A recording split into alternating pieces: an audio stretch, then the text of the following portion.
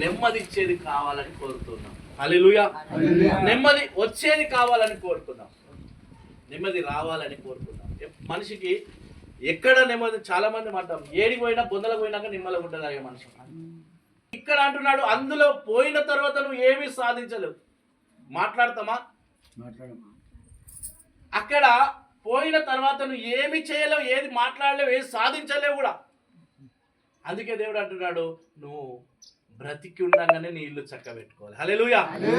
బ్రతికి ఉన్నప్పుడే నీ ఇల్లును, నీ యొక్క జీవితాన్ని చక్కబెట్టుకోవాలని ప్రభు చెప్తూ ఉన్నాడు. అందుకే అయా విస్తారమైన సబ్బు రాస్తూ ఉన్నావు, నానా విధాలైనటువంటి మాటలతో ఉన్నావు, నానా విధాలైనటువంటి మనసులతో ఉన్నావు, కానీ నీ మనసు ఎందుకు మారుతలేదని అడుగుతున్నావు.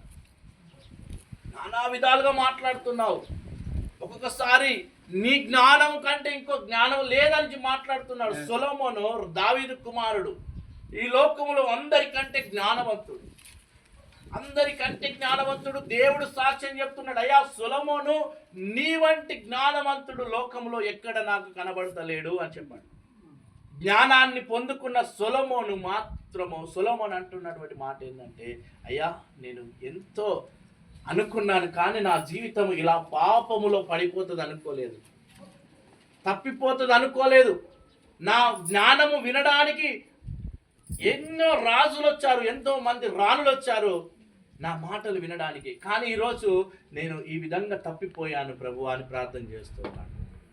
ఈరోజు నా జీవితంలో కూడా అయ్యా నా జీవితాన్ని అయ్యా మీరు పట్టుకోండి ప్రభువా, నన్ను నీ చేతితో పట్టుకుంటే నేను తప్పిపోను, నీ చేతితో పట్టుకుంటే నేను తప్పిపోను, నీ మాటతో పట్టుకుంటే నేను తప్పిపోను, నీ మాట నా హృదయంలో ఉంటే తప్పిపోను.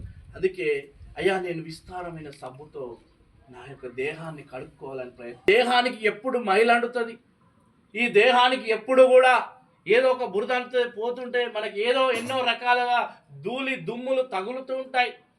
ఇవి నీ శరీరానికి తాకేటివి నిన్ను ఏం హాని చెయ్యవు, నిన్ను శరీరానికి తాకేటివి నీకు ఏ హాని చెయ్యదు.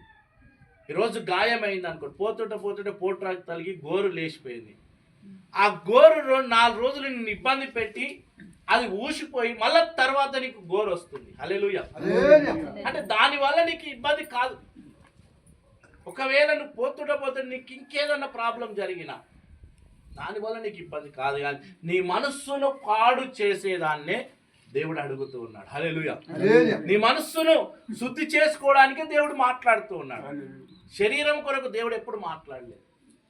ఒకరోజు ఉపవాసం ఉన్నా, అయ్యా ఈరోజు ఉపవాసం ఉన్నావు, ఆ ఉపవాసం తెల్లారి మంచి ఆహారాన్ని తింటావు, దాని విషయంలో నీకు